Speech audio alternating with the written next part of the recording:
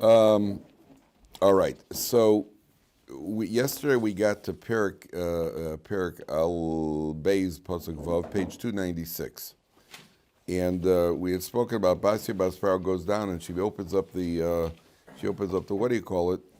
And it says in Pasuk Vav, Vatiftach vatireu es hayeled v'hinei nar boche.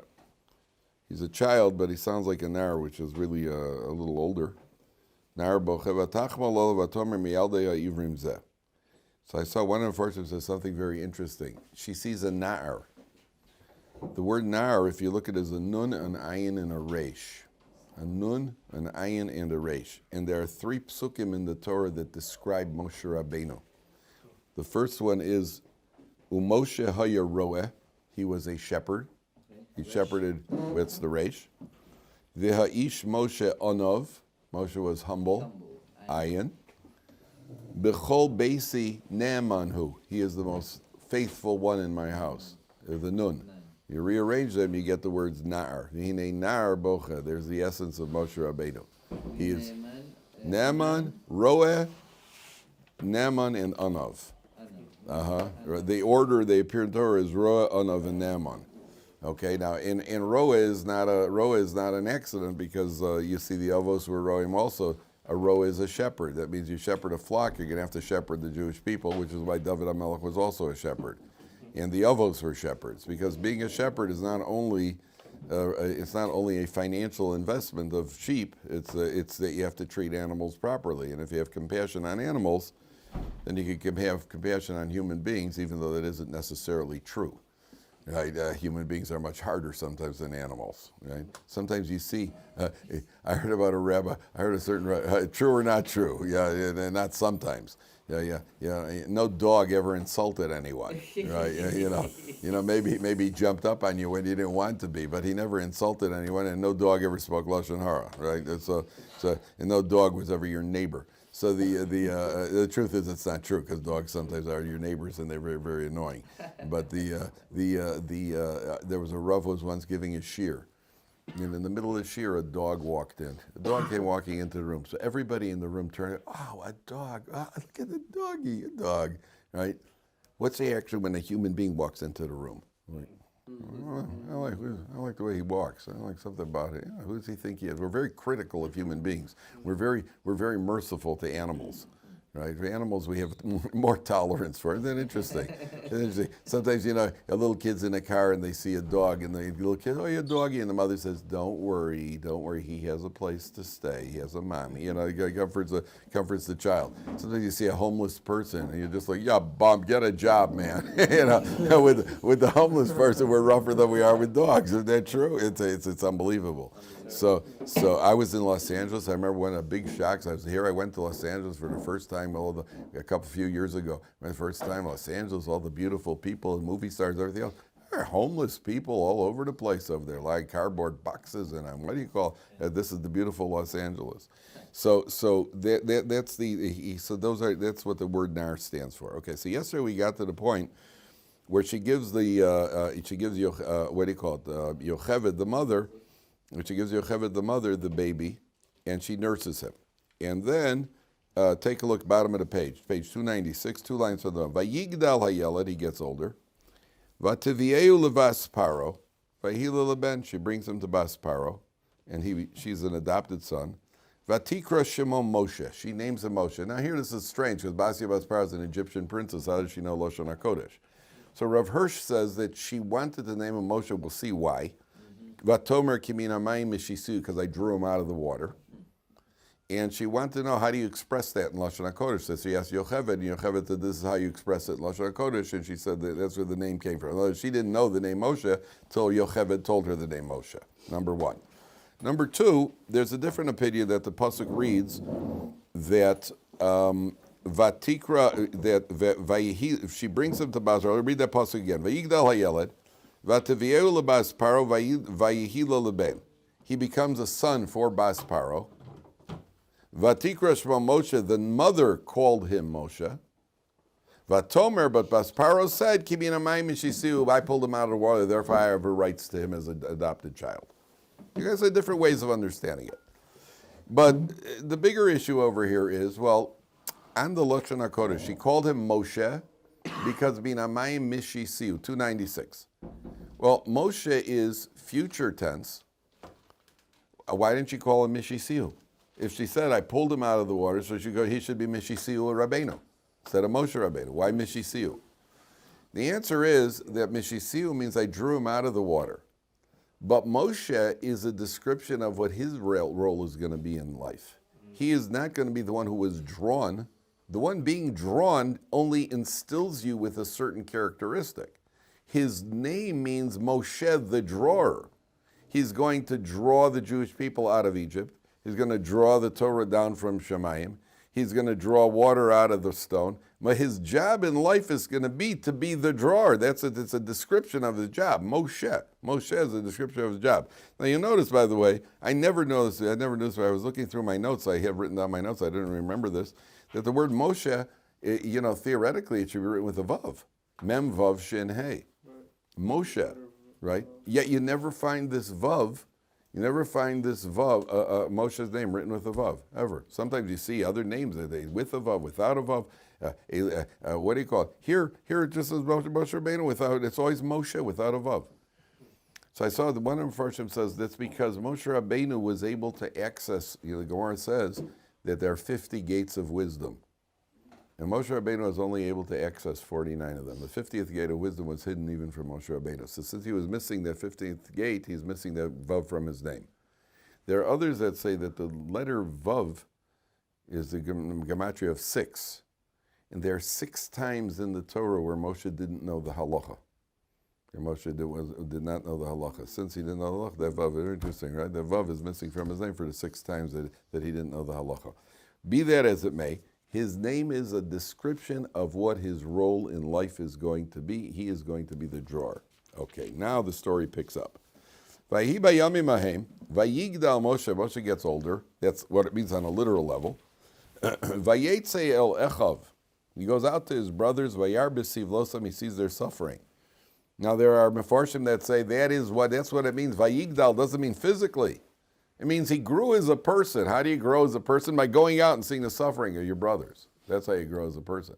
That you're concerned to see, how can I help them? They're suffering. They're out there. He's growing up in a palace. Listen, Moshe Rabbeinu could have just folded his arms and stayed in the palace and lived like a prince. And yet Moshe Rabbeinu goes out, and he goes out and what do you call it? Now, remember when he was in the palace, he was 2 years old, or a baby, when she had brought him originally to the palace, and he was sitting on Paro on his adopted grandfather's lap, and at a certain point he reached up for the crown. And every guy said, this isn't good. All right, he's a usurper of the crown. So there were 3 advisors there.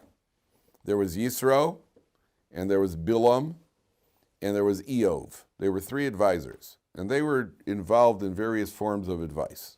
Here, Bilam said, I'm telling you, the kid is going to make trouble down the line. Kill him now. Yisro said, no, he's just a kid. He saw the glittering diamonds. So they decided we'll put him to a test. And that's when they brought out there was one tray with diamonds in it, and one had hot coals in it. And Moshe Rabbeinu, let's see which one. Moshe Rabbeinu brought out they bring out this tray, and Moshe Rabbeinu starts reading. The Medrash says he started reaching for the diamonds, and the Malach then pushed his hand over. Right? No, kid, this is not what we want to see right now, right? And he touches the coal, puts it in his mouth, and he becomes speech impaired. Now there are mefarshim that say that's something that saved. It not only saved him. How does that save you? Okay, so the kid, what is the kid? He saw this is glowing and this is glowing. He's obviously not intelligent, and that obviously shows that reaching for the crown was just because he saw the glow of the crown. It's deeper than that.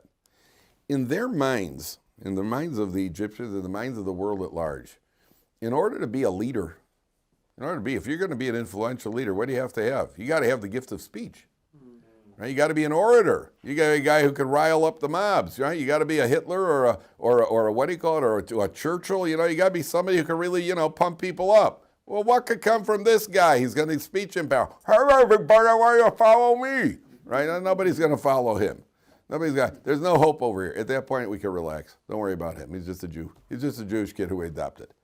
So that is what saves Moshe Rabbeinu, number one. Number two, even more than that, let's go back for a second. When they made the decree to throw the Jewish people into the water, Yisro protested. So he ran away. He was an advisor. He ran away and he goes off to Midian. Bilam said, throw the kids into the water. It was his idea. And Eov remains silent. Eov is Job. He remains silent. Okay? Bilam eventually gets killed by the Jewish people. What happens to Eov? He suffers terribly. He suffers his whole life. His children die, and he's got painful illnesses and boils, everything else. So Reb Chaim Shmulevitz, a very famous vort, he says, what did he do wrong? Why should he suffer the pain? He was silent. He didn't say anything. You should have said that. Why to do such a thing? He takes it a little further. He says, what do you do? If something hurts you, what do? You yell. Somebody closes the door on somebody's finger, they yell, right? If you remain silent, that means it didn't hurt you. No, it didn't hurt you. Mida keneged. Remember yesterday we speak about mida keneged mida? Okay, it didn't hurt you, so now it's going to hurt. Because if it hurts, you yell. You didn't yell, that means it didn't hurt. That's all. It means it didn't hurt. Sometimes you see people, there could be two types of people. You know, a car is driving on Shabbos. Now, you're not allowed to, what do you call it? You're not allowed to throw stones on Shabbos. They're cars. That you're not allowed to do. Those who do are restless madmen. You know, they're restless people who got nothing else to do but throw stones at cars. There's no mitzvah in there. If it wouldn't be throwing stones at cars, they'd be throwing stones at somebody else. That's just an excuse because they want to go out and throw stones. And even if somebody said, well, because the stones are muktzah. And so you're transgressing Shabbos to prevent Shabbos transgression. How do you like that?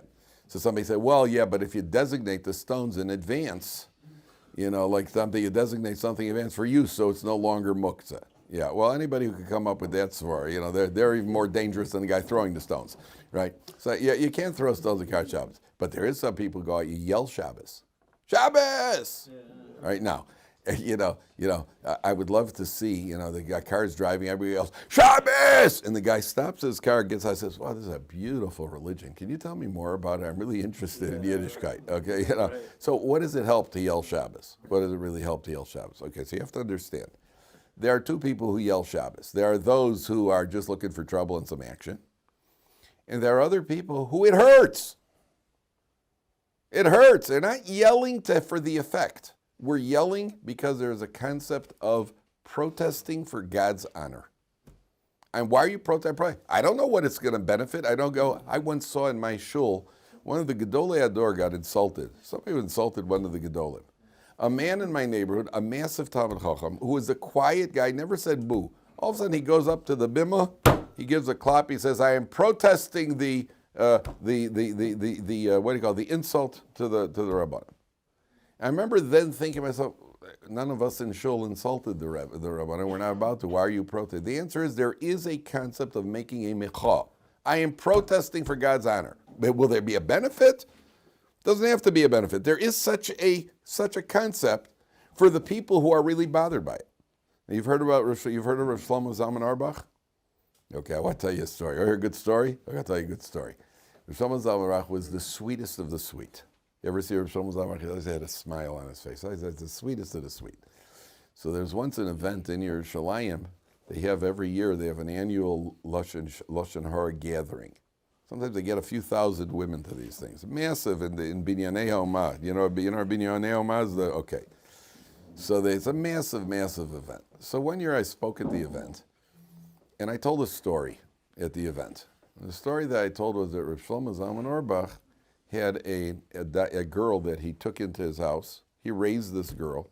She was an orphan, or she didn't have a family, whatever, he raised her. And he married her off. And at the wedding, the chassan and kala, they have the chuppah, and they go into the yichud room. And their witnesses stand outside. The chassan and kala have to be alone for a certain amount of time. And before they close the door, Shlomo Zalman said to witnesses, just 1 second, I want to go in there.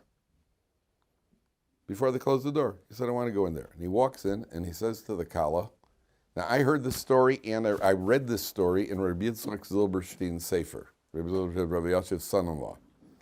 So he writes in the Sefer, Shlomo Zalman walked into the room before the chazan kala were alone, and he turned to this kala who he had raised, and he said, this is the last time I see you in a shaitel like that. Wig. Last time I see you in that kind of wig.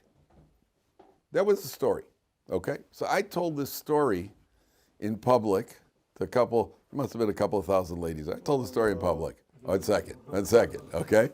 So I get a call, I go home, and that night I go home, and I get a phone call.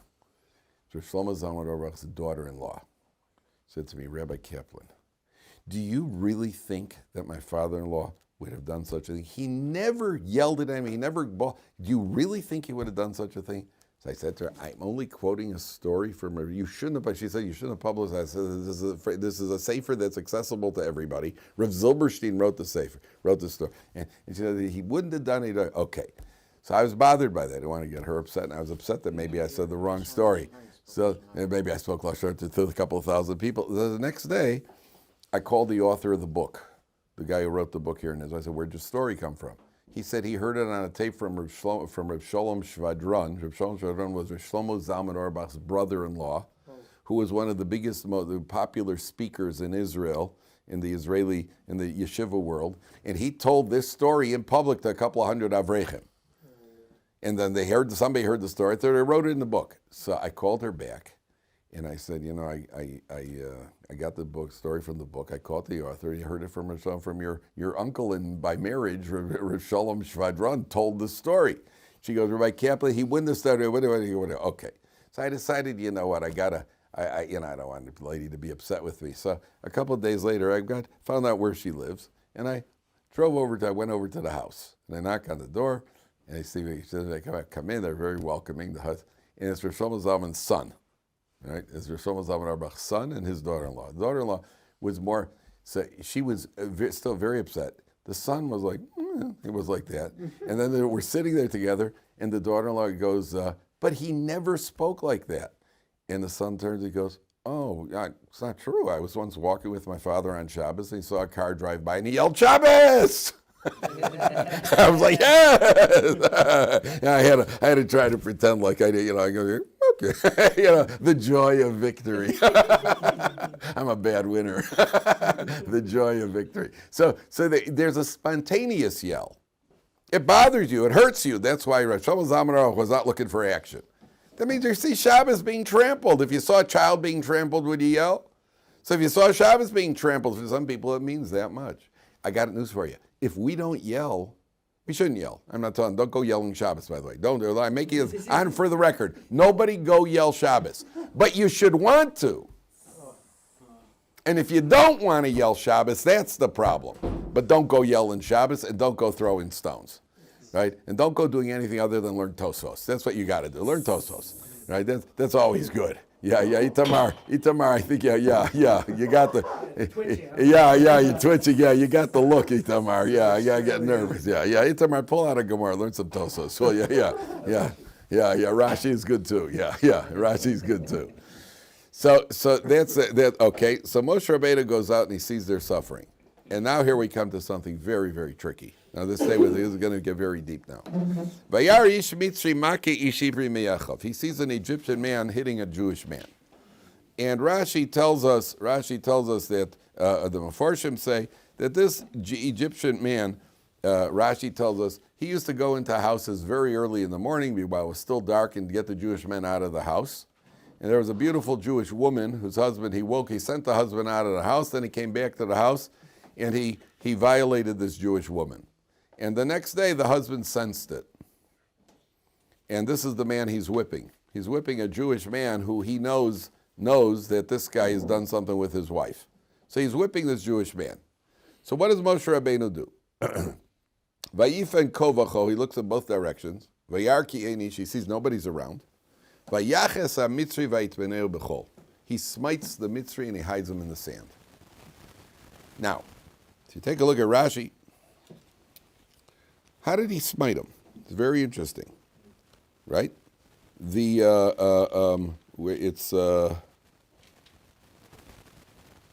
look at Pasuk Yud Beis. In the Rashi, right column of Rashi, 298, right column of Rashi, about halfway down.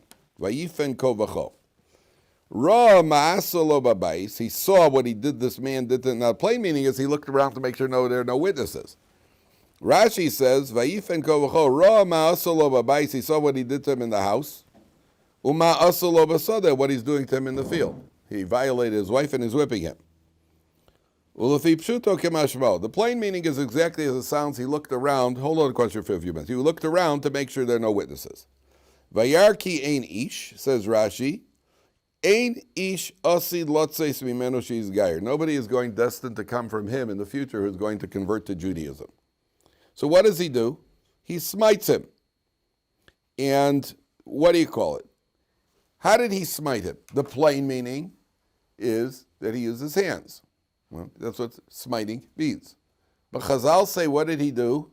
He used the Shem HaMeforesh. He pronounced God's name. And he put him to death using God's name. Now, big question here. Yeah, go ahead. What did you want to ask before we? So how could Rashi say that he saw what he did to him in the house when you just said that the Egyptian man came in, well, it was still dark very early in the morning? No, Moshe Rabbeinu, not that he saw physically, that he was aware of what he did to him. He was aware of it. Okay. Now, there's a big question here. Listen to this, because we're going to get into some thumb twisting now. The Egyptian man is hitting the Jew. Is it a life-threatening situation? Is the Jew in peril of dying? If he is, then what's Moshe Rabbeinu concerned what's going to be in the future if they're going to be Beis Din? If a man deserves to die, if Reuven is chasing Shimon with a knife, and you have to intervene and kill Reuven, you don't make calculations. Well, I better not kill Reuven because I know he's going to have a grandson I see in the future he's going to have a grandson who's going to be a big Talmud Chacham, so I can't kill Reuven. He's a pursuer. You got to if somebody's pursuing a Jew to kill him, you got to intervene and kill the guy. And if he's not a life threat, he's just whipping him, but he's not a life threat. So then why is he allowed to kill him? If he's not a life threat, then he should be killing him. Well, regardless of the fact there aren't going to be any converts. So what's going on here? Why? What's the deal over here? Mimanov shach. This is the classic mimanov. Any way you look at it, either he does have to kill him, and if you have to kill him, you don't make calculations. And if he shouldn't be killing him, the calculations don't help you. What's the difference? What the calculations are? A guy who's not chayiv misa, he can't kill a guy. Well, nothing good's going to come of him, so he may as well kill him. Where did that come from? You hear the problem over here. Yes, Ezra, go ahead.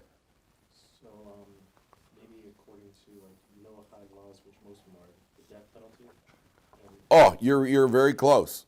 You're very close. So yeah, what did he say? He committed adultery to a Jewish woman. That's what he's supposed to die already for that. And then he's hitting the guy So you're right. There are meforshim that say that he committed adultery with a Jewish woman. He deserves to die. But then again, so why are you looking in the future? If he deserves to die, so you kill him now. If he deserves, Beis Din does not make any calculations. Beis Din Hashem makes calculations. Beis Din doesn't make calculations. Why should he be merciful? If a guy deserves to die, there's a way to be merciful. The Jewish that's why he looked at the future generation. No, he was looking. Why should you look in the future generation? I'm asking you a question. Either way you turn, there's no reason to be looking in future generations. If he deserves to die because he's a life threat to the Jew, he deserves to die right now.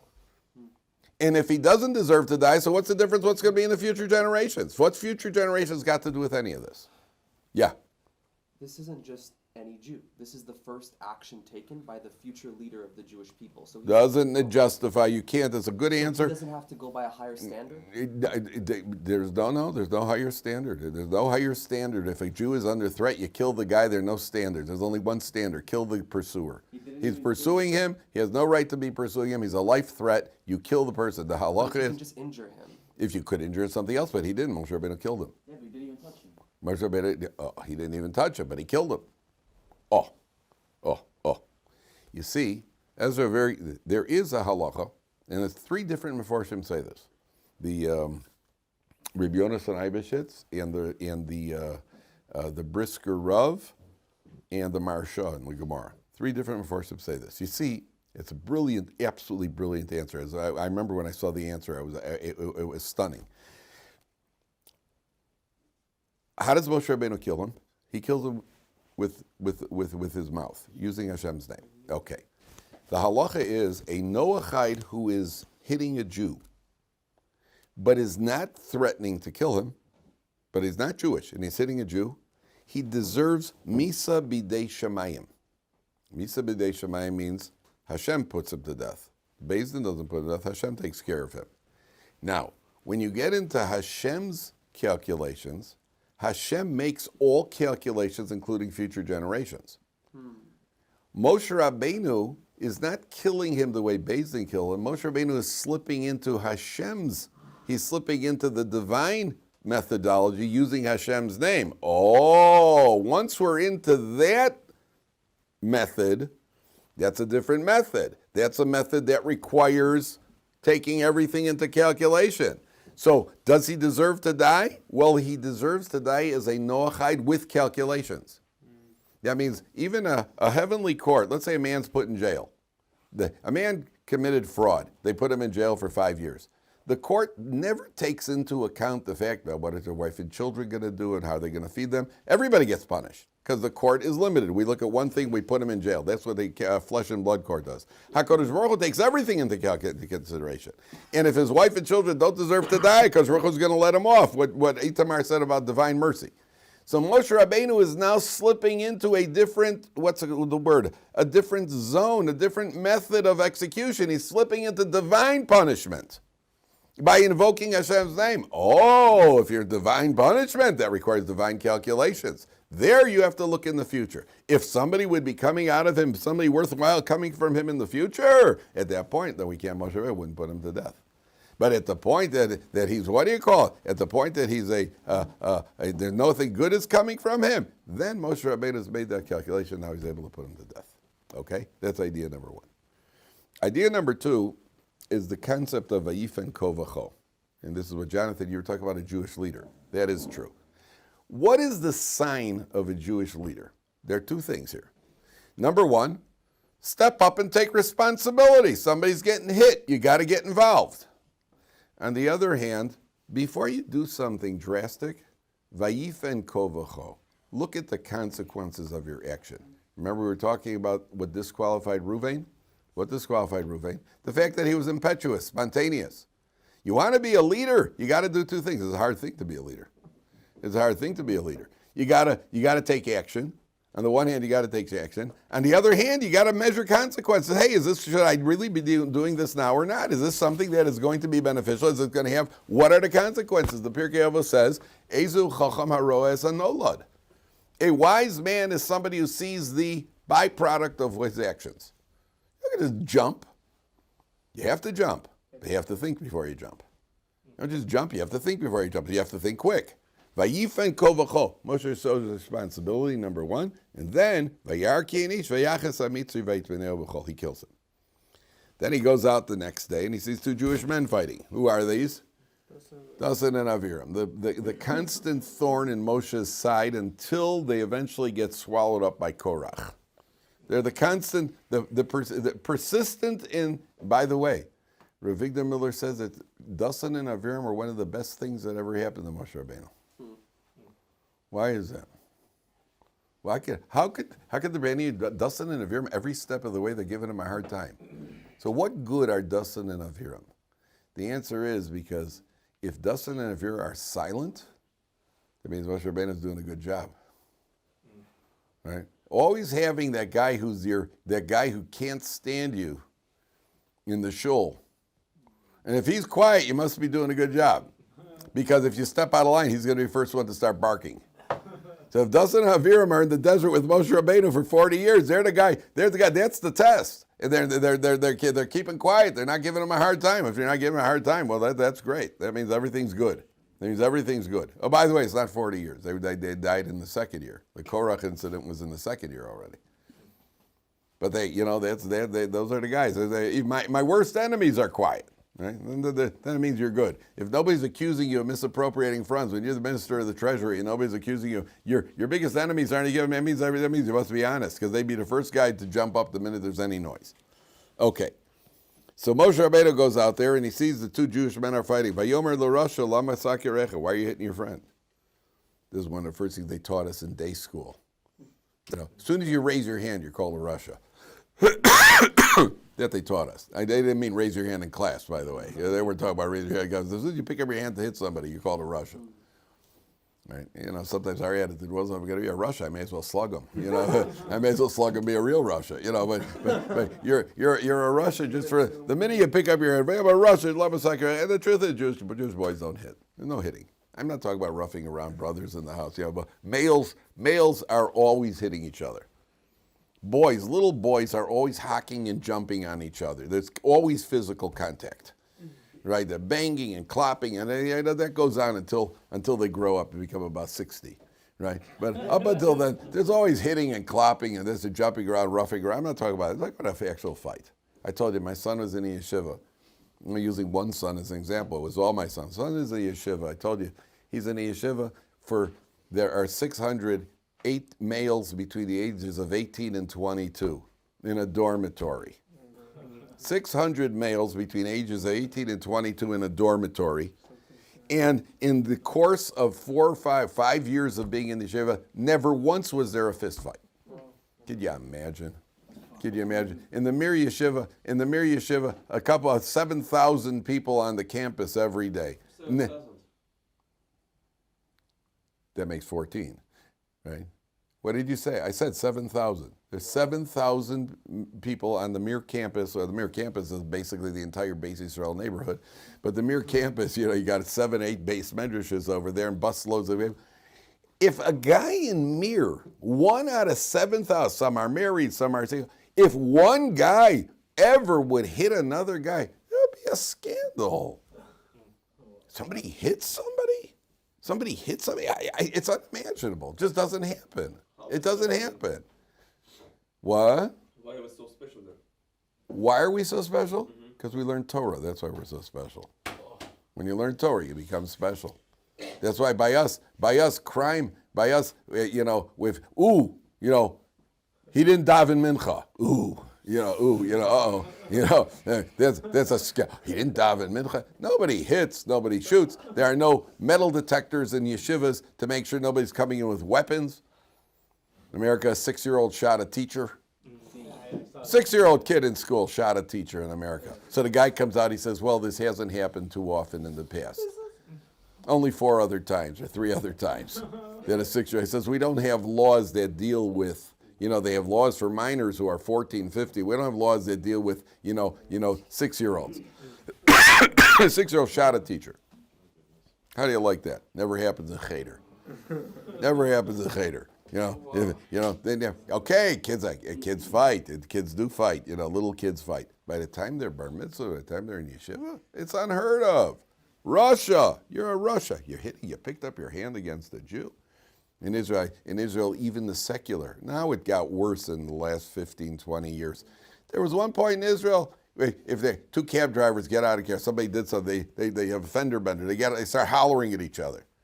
And then it ends with Tov, as tavoy li'arev, chumus tagiyah b'Shabbat. Right. Well, yeah. Come over for Shabbos. Right. Well, we'll finish it off. Nobody's got to hit anybody. Nobody yells at. Nobody shoots anybody. Now it got worse when they brought in all sorts of people into the country. Some of them are not Jewish. So things got worse.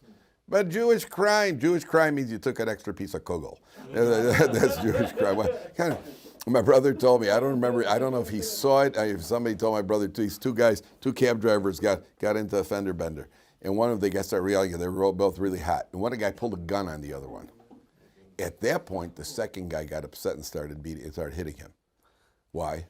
Pull a gun. No. Pull the gun. He was hitting you. You insulted me by pulling the gun. You didn't threaten me. We both know you're not going to use the gun.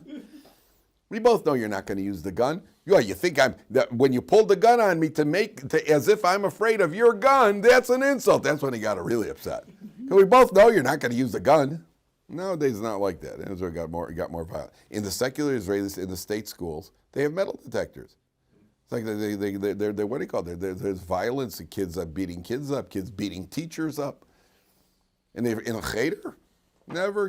Okay, kids get in a fight once in a while. My own kids got in a fight. Yeah, if you got a fight. But the idea of a guy in the Mir Yeshiva, I'm telling you, it would be a scandal. It would be a scandal. The guys don't know, to pick up a fist, to hit somebody? Absolutely, never. So they get upset with Moshe Rabbeinu, and they said, who put you in charge of us, as is always the case when somebody gives somebody some musser. who told you? And Moshe Rabbeinu runs away. Paro hears about it, wants to kill Moshe Rabbeinu, and Moshe runs away. Why? Take a look at Pasuk 15. Vayishma Paro es hadover hazeh, vayevakesh laharog es Moshe. He wanted to kill Moshe. The Medrash says they put him in. The executioner hit him with the sword on the neck, and the sword bounced off Moshe's neck and it killed the executioner. Hate when that happens, right? And what do you call it? And vayivrach Moshe mipnei Paro vayeshev be'eretz Midian vayeshev al Moshe Rabbeinu goes. He runs off to Midian, and he goes to the well. Why does he go to the well? Because he figures if I would have been killed by the sword, so then I would never have had children. So it's time for a shidduch. Where do you go when you're looking for a shidduch? You go to the well. There's that well, right? The same well. Eliezer went to the well. Yaakov went to the well. Moshe goes to the well, right? And I told you the well represents the wife because its water is the source of life, and the wife is the source of life. So Moshe Rabbeinu goes to the well. Ulechoin Midian Sheva Banos. The priest of Midian is Yisro, by the way. He has 7 daughters. Guess what he's looking for? Yeah, 7 daughters. What do you think you're looking for? Yeah, you're looking for a son-in-law. Vatavona vatidlena v'tamalenes arhotim lahashkos tzonavim. So they come to water the troughs. They come to water their father's sheep. Vayavo haroim vayagorshum. And then the shepherds come and chase them away. The bullies. They're bullying the girls. Vayaka Moshe vayoshion vayashk es tzonam. Moshe Rabbeinu saved them, and he waters the sheep. Well, Vatavona el Reuel avihan, they come to Reuel. Vayomer madua mehartam boyo. How'd you get home so early?